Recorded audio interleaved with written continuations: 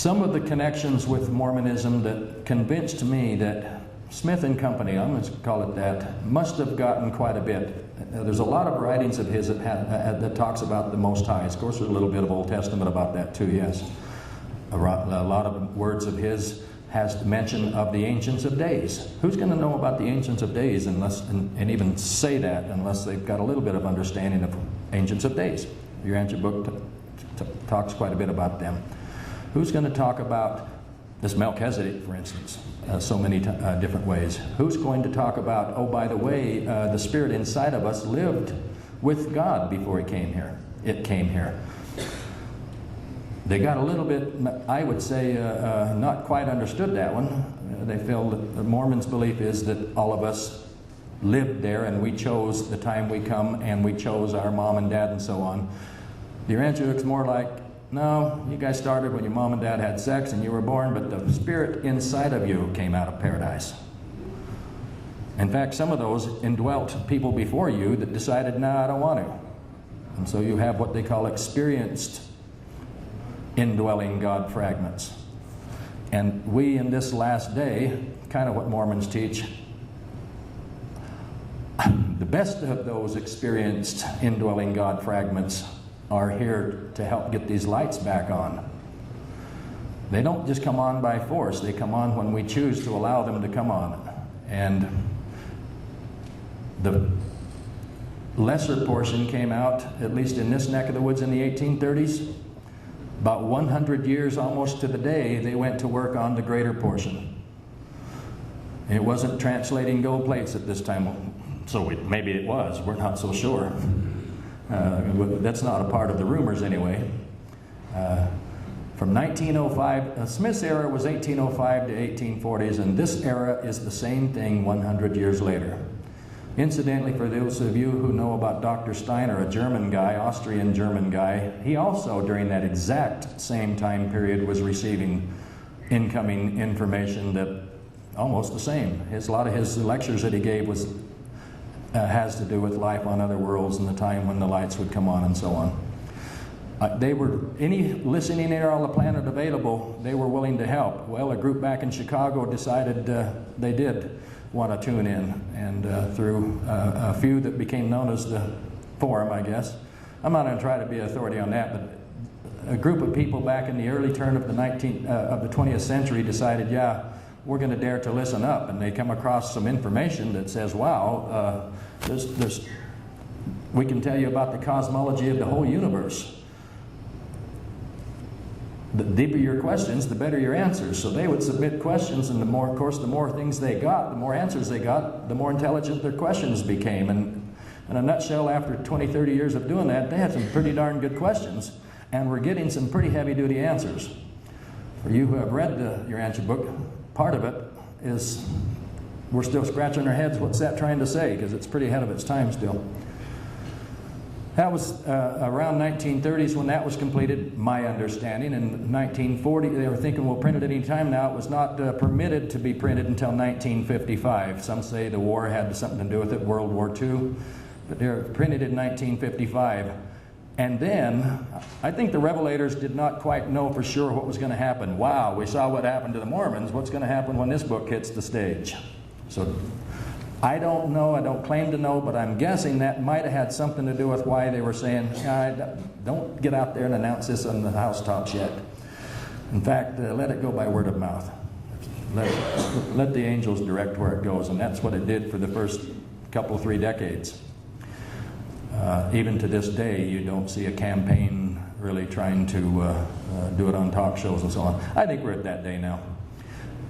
There is one of the scriptures here from Old Testament, from Isaiah, that I may or may not get to, talks about the day when the lights come on, when these things will be heralded from the housetops. Wow, that internet sure makes it easy to get on there and Google the Urantia Book or any topic, search engines. Literally from the housetops now. The lights started coming on quite a while ago. They are really on today. So here we are at the juncture of the religions of the world going to allow this. I say that any religion who claims to be talking to God should be the first to say, thank God we have the greater revelation of Jesus and His life. and hold it up loud and clearly. Wow, what a gift. The Bible has a little bit about his birth, a little bit about the story when he was in the temple at 12, and the last 2 or 3 years. There's a lot of missing years about this Jesus, the creator of heaven and earth, spending time on this planet. The Urantia Book has that. When they got the first 3 parts of the Urantia Book done, my understanding, that 4th was a gift. It was a gift from the descendants of Adam that's still hanging around trying to help get this lights back on. They call them the midwayers. By their special permission, they recorded that and took great detail of that event. The Creator's life on this world was recorded and given to us as a gift, and it is part 4 of that Urantia papers. How wonderful to see how he handled things as a little boy. How wonderful to see why he disappeared from mom and dad at age 12 in the temple. How wonderful to see why Joseph was not around, his father, during those adult years, and especially the end years. I often wondered that. Oh, come on, where's Joseph? How wonderful to see how he influenced much of the world before he even entered the stage of public ministry. 2 years as a caravan leader. Took a job just saying, okay, I know a few languages here, and this guy's coming through from India, and he'd like me to, a wealthy businessman, he'd like me to kind of help spearhead the caravan of camels and people, as well as tutor his son.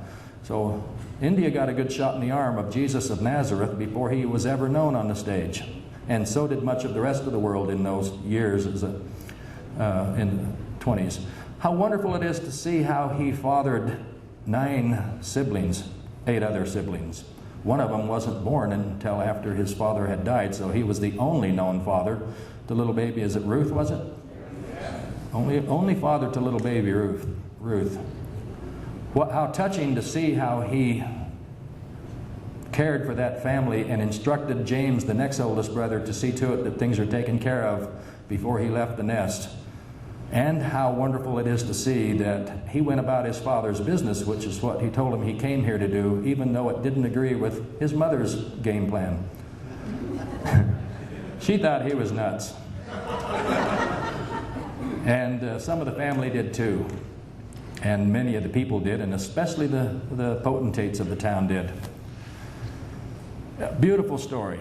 Beautiful, beautiful, beautiful to see the story, but more beautiful to hear the teachings without it being subject to Constantine's pick and pull and whoever else in the ages of time. We're lucky we had the result of the Bible, what we did get. Very, very fortunate. But wow, what a gift to have this greater revelation of truth. And again, I maintain any religion who says they are in touch with God, Pope, prophet, no matter who, should be those who say, thank God, thank you, universe, and hold that high for its members to say, we have been blessed. Here we go. That's right. Yeah. Calvin, you said you were inspired by seeing the index of the papers. Could you put it up on the screen? Say that again? You were inspired by the index of all the papers of the Urantia Book? Yeah, it would take a minute to find where that is, but yes, that index will, he's wanting to know if I put the index of the Urantia Book up there. Sure.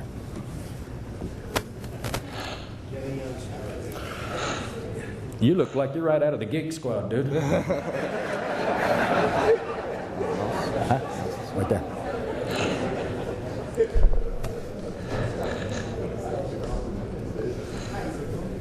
I think that it would not be a hard thing to do, and I'm only going to speak for what I know. I personally met with the people here in Salt Lake. Go ahead. And I believe they are a people in search of truth. And I believe there are people who are wondering also why they didn't get that greater picture, that greater revelation of truth to come. I'm going to pull up here in a bit some of those verses that had moved me. And like I say, when I sat down with Brother Harvey that day,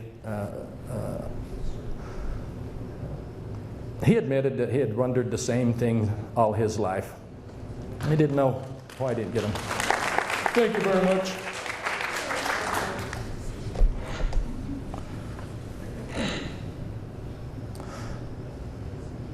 That's a lot of information there, folks. I don't know how much of that you wanted me to show, Roger, but the grand universe,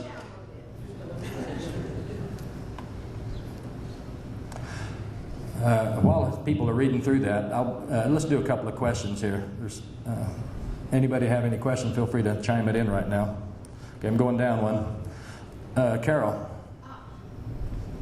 I'm sure you must have gone to people in the church to discuss this. Who and what? What happened? Who Check. I'm going to have you read.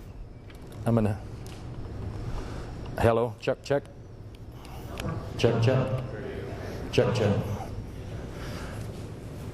There's a button on there you can push to turn it off when you're finished. I am 55, you know, I can't hear you very well. If it's green, it's on. Oh, okay. So I'm sure you've gone to people in the church to discuss this, to try to get them to look at it and get some response. Not necessarily my name, but if I rank his serial number. Who have you gone to? What's the response been? In the initial days, it was to the assistant to the first presidency, and during those same days, it was my stake presidents, my bishops, some of which were my cousins. You know how they are in wards, your cousins, your bishops, so on. But when I first learned that they didn't have it, I was pissed. I was pissed. You know what the first thing I did? I went down back to my community, went in the liquor store, and asked for a bottle of whatever it was. Give me that one.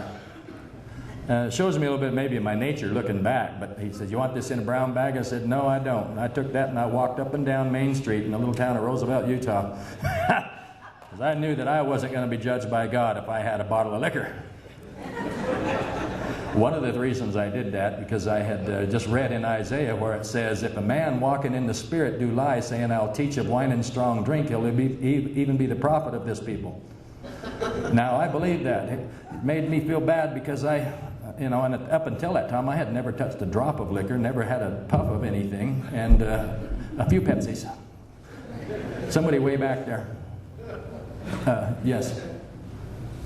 And so, other than that, it's just been friends and family. But for the most part, the LDS people that I've come across that are still active and don't know about the Urantia Book, their overwhelming is, if God wanted us to have it, He would have given it through to the channels of authority.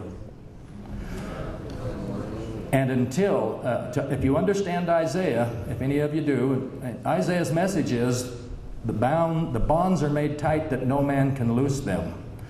When the lights come on, you'll be surprised. You're just going to have to get on Examiner.com and find some of these articles, but you'll be surprised how much the Book of Mormon talks about these people of Ephraim at the last day, and there's nobody that I know of that calls themselves the people of Ephraim.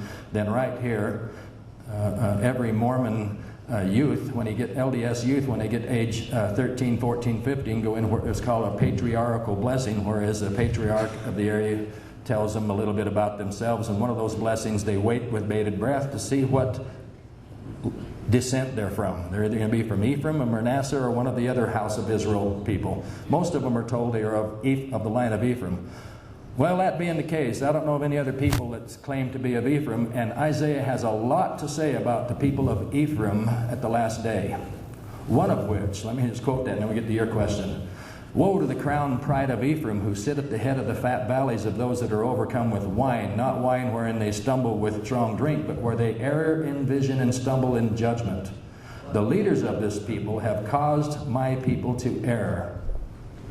For the word of the Lord was unto them, line upon line, precept upon precept, here a little and there a little. And they went forward, but fell backward and were snared and taken." And that's a heavy statement to be making as an LDS active person, saying, wow, my leaders have defaulted. Big deal. Adam defaulted. We love him.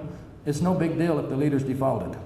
Let's get over it and bring on the fifth epical revelation is what I say. Your question way back there. Sure, thank you.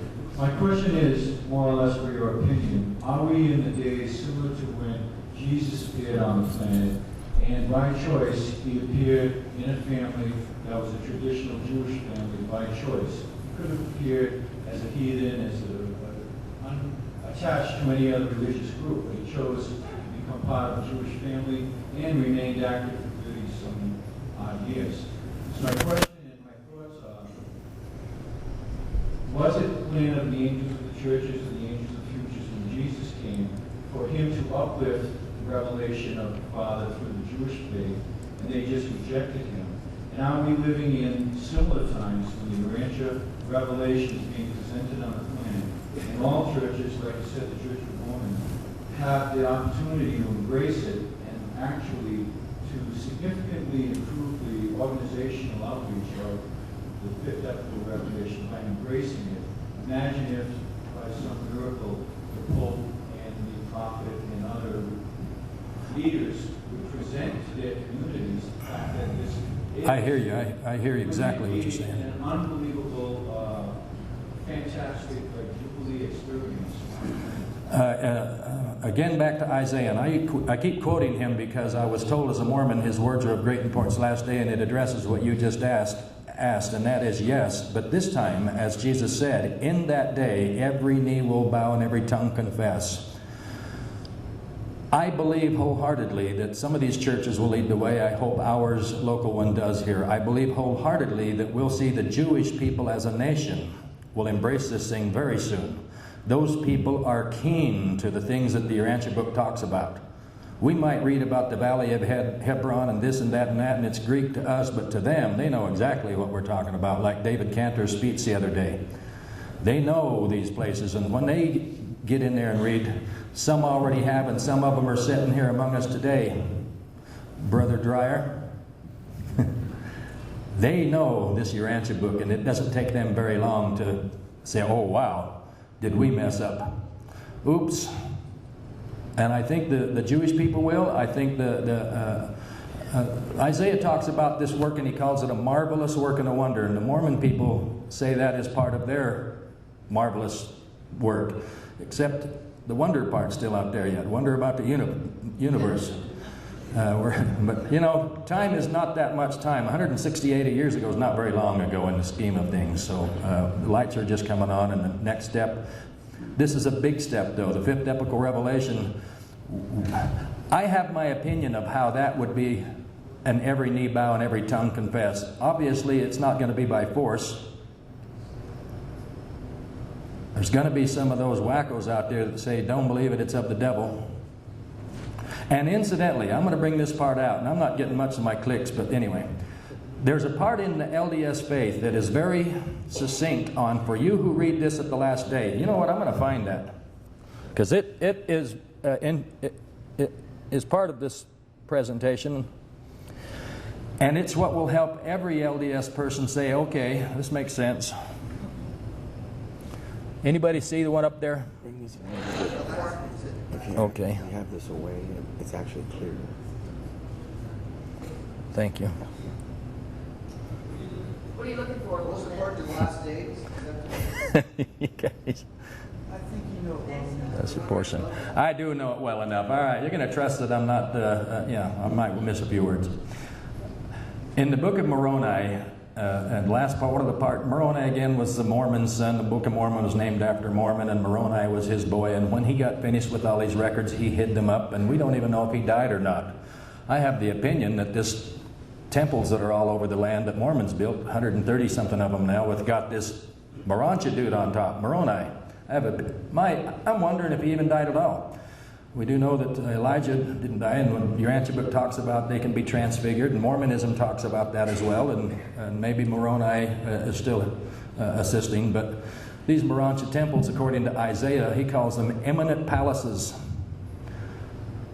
And he talks about how they will become places of refuge and places of learning. And that's just what the Urantia Book talks about in the ages of light and life, where we're able to go into these temples and to be instructed from on high. The universe broadcast circuits and so on and so on. I believe that when that happens, that people will just wither and die. You're either with light and life and energy and vibration and you exist and you move on and you survive, or you just wither on the grapevine and you're not very many generations, and there won't be such a division of the hecklers versus the true believers. That's what I believe in answer to your question. But nothing, big voice from the sky that's going to cause people to line up or else. That's just not, I don't think we can expect that. Somebody else had a question here. Right here. I just wanted to remind you, The Urantia Book Fellowship has Urantia books and free postcards for Urantia books and secondary works available for the LDS community in the lobby as you read. Just wanted to share that. Thank you very much. And those are, again, at no charge. We're not here trying to sell books, you guys. But any information is helpful, just grab it there.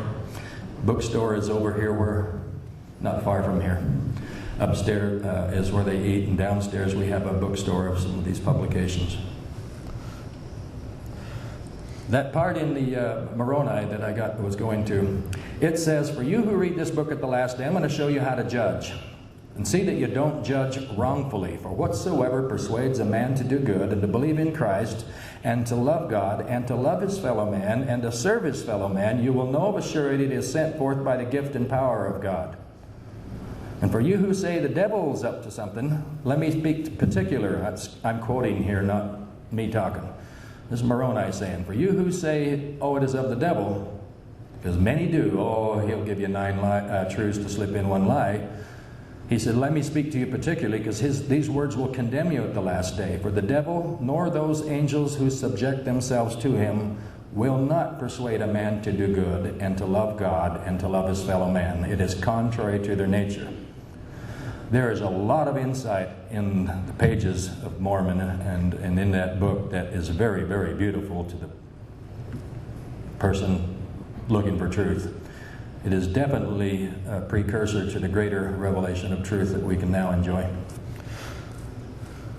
Here is a couple obvious differences between Mormonism or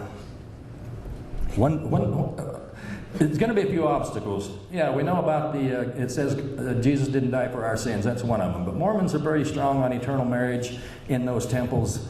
We go in and married for time and all eternity. The Urantia Book says, no, that's not quite it. But whatever.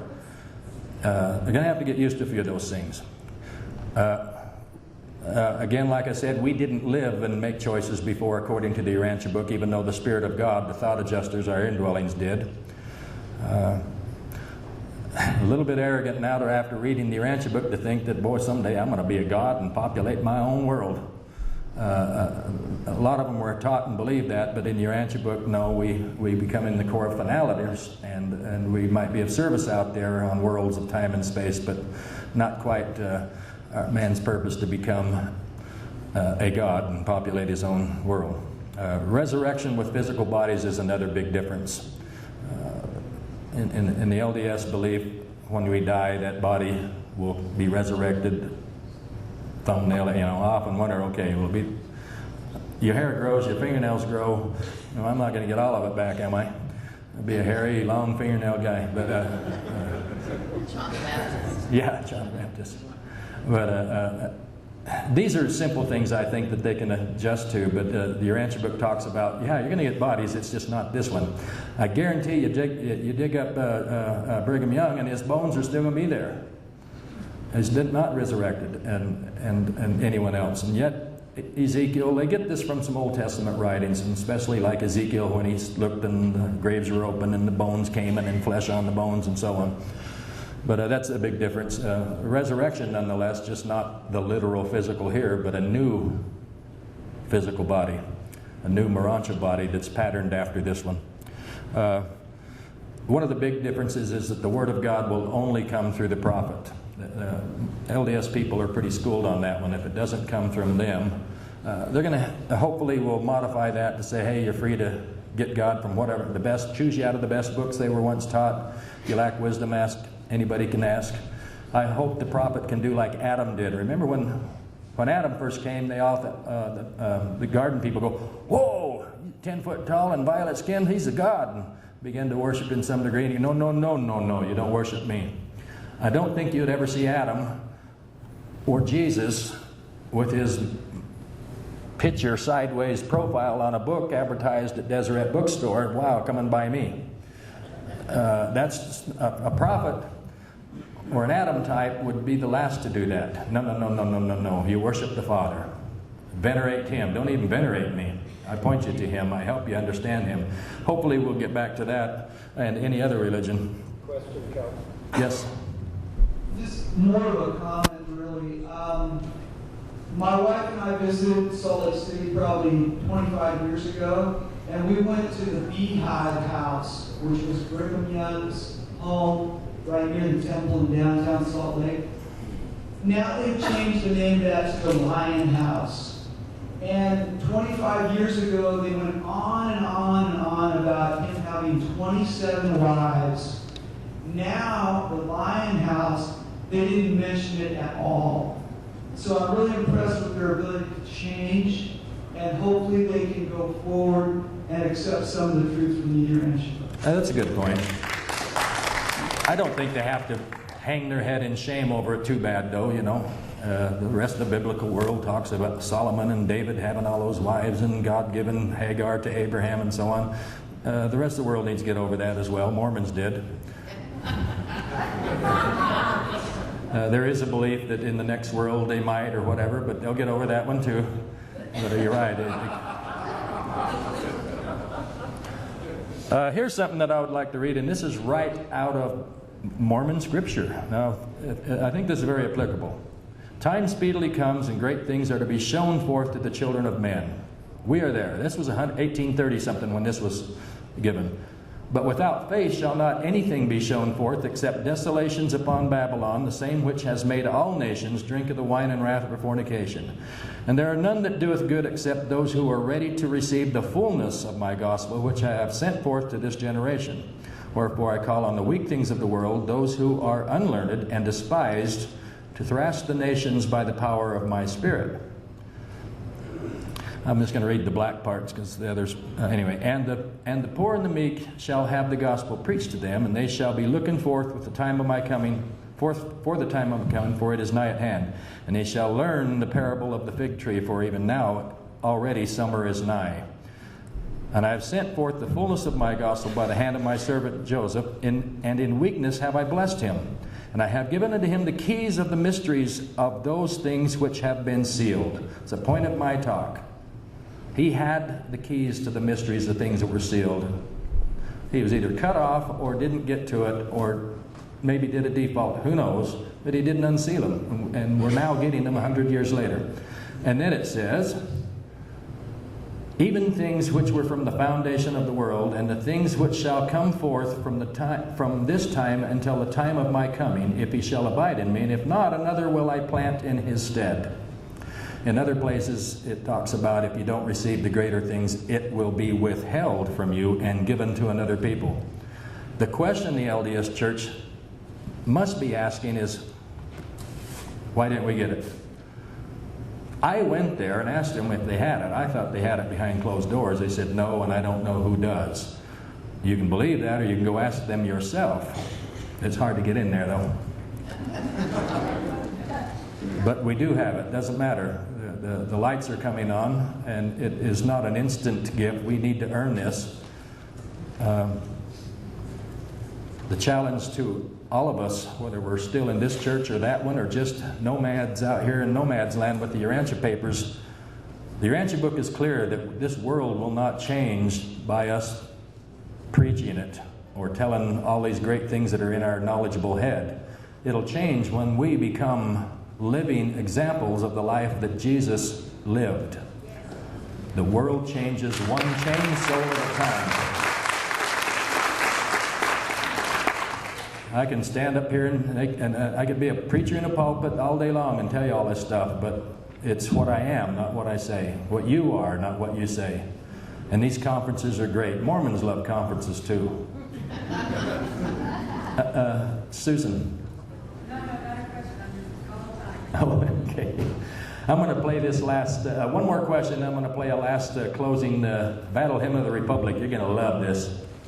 I've just been impressed, Len, by the rapid growth of LDS. And I was wondering, from your perspective, what can the Urantia community observe and maybe take from the LDS program of religion that would inspire us to grow and dedicate ourselves as they have been? Service. They are a very service-minded people. They take care of their own, they take care of their neighbor, they take care of the neighbor's dog, they take care of people. Service, loving service. We can do that no matter what belief we are, and that'll be our best and greatest contribution. And seek truth. Don't ever, we know we don't have to go outside to someone else to get it, or through some box or some religion. We can, and daily experience is our teacher. And the Urantia papers and other papers are tools, but daily experience is our teacher, and that promotes service. Any burning question? If not, I'm going to play this song and we're done.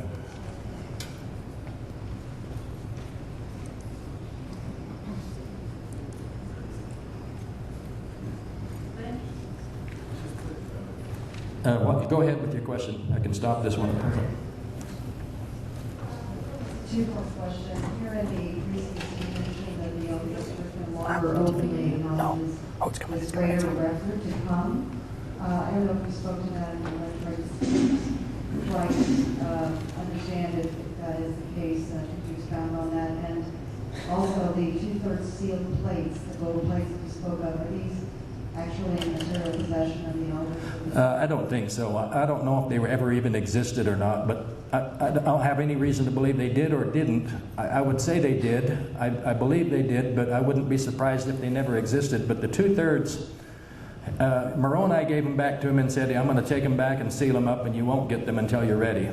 So they don't claim to have those behind closed doors, not that I've ever witnessed anywhere. You spoke of the translation from what language, obviously to English, but from what language were they translated? Were they Reformed Egyptian, is my understanding. When these people came here, they came, somebody else gave a talk, Cantor, about 600 BC. There was a great worldwide push of events going on, and the midwares and the angels of the churches and so on, and angels of progress really did a surge. And that was when Mormonism kind of started. 600 years BC is when, out of Jerusalem, one guy named Lehi and Nephi were told to get out of there, that this land across the sea was kind of reserved for a great purpose in the last days, to bring about fullness. Because over there, they probably weren't going to let it happen, but here, people seeking religious freedom, and by golly, we have a constitution that guarantees our right to that.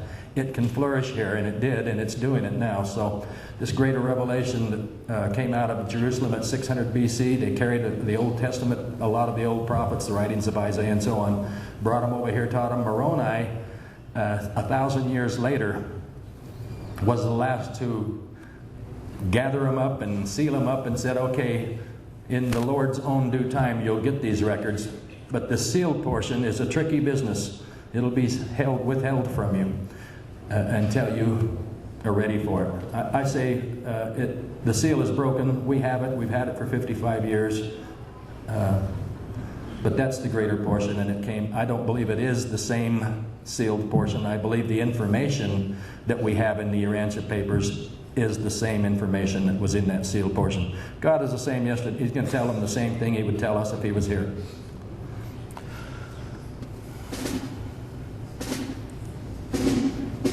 Truth is marching on. That's why I wanted to play this song, and this is the more full and a better quality than the one that they sang before Ronald Reagan.